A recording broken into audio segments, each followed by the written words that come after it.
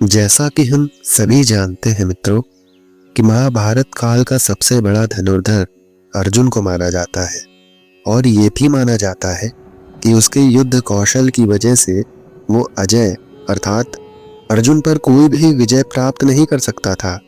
परंतु आज हम आपको एक ऐसी कथा सुनाने जा रहे हैं जिसमें अर्जुन न सिर्फ हारा बल्कि मारा भी गया था।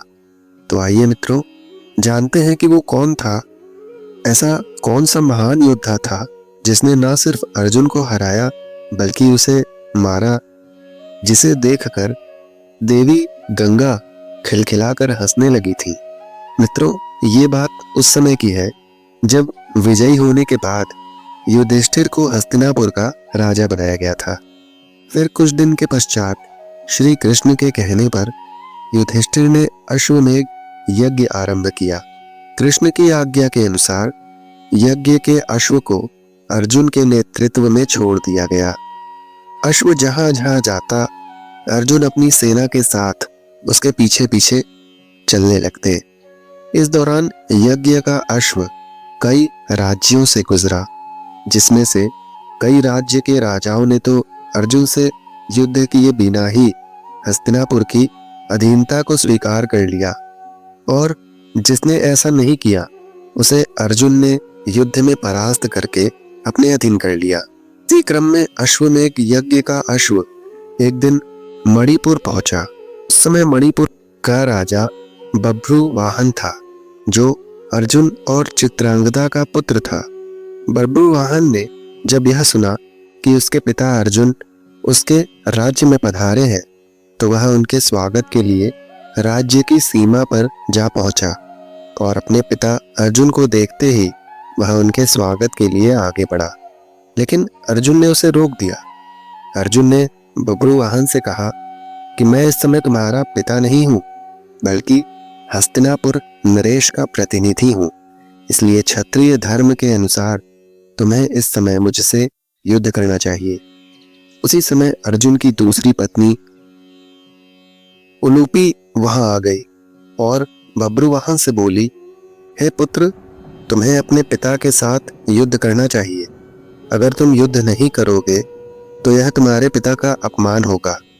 माता की आज्ञा पाते ही बभ्रुवाहन युद्ध के लिए तैयार हो गया, जिसके बाद अर्जुन और बभ्रुवाहन के बीच घोर युद्ध हुआ।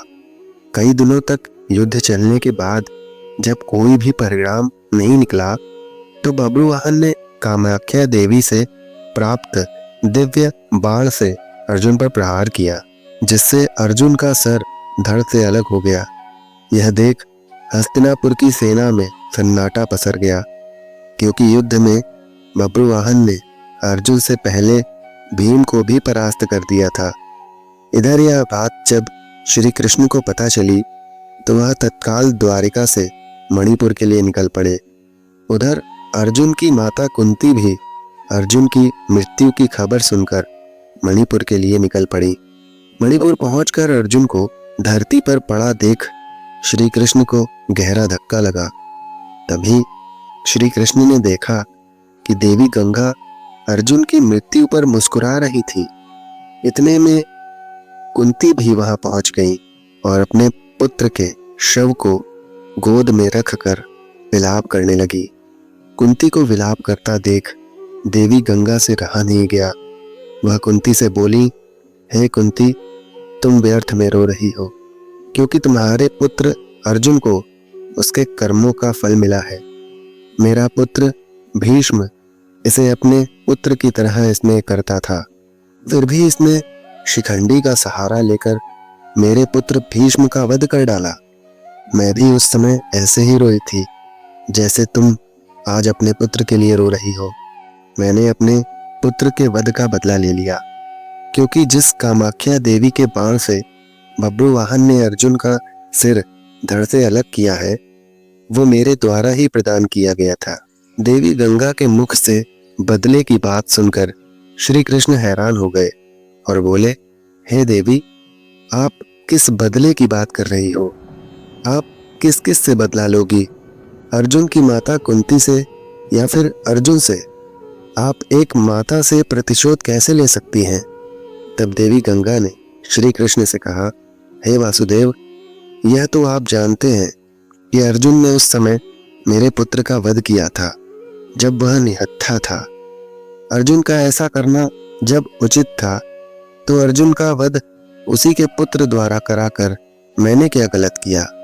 तब श्री कृष्ण ने देवी गंगा को समझाते हुए कहा कि हे गंगे, अर्जुन ने जिस तरह से अपने पितामह का वध किया था, वह स्थिति स्वयं पितामह ने अर्जुन को बताई थी, क्योंकि पितामह जानते थे कि उनके होते हुए पांडवों की विजय असंभव थी। इसलिए उन्होंने स्वयं युद्ध से हटने का मार्ग अर्जुन को बताया था।